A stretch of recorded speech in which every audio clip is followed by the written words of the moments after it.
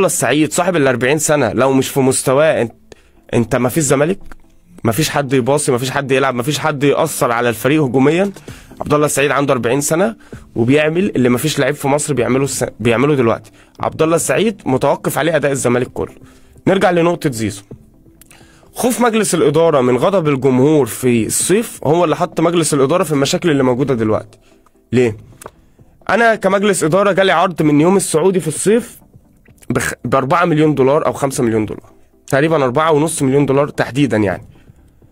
عشان انا مدي نفسي ان انا مركز بس على السوشيال ميديا وغضب الجمهور، فخفت ابيع زيزو.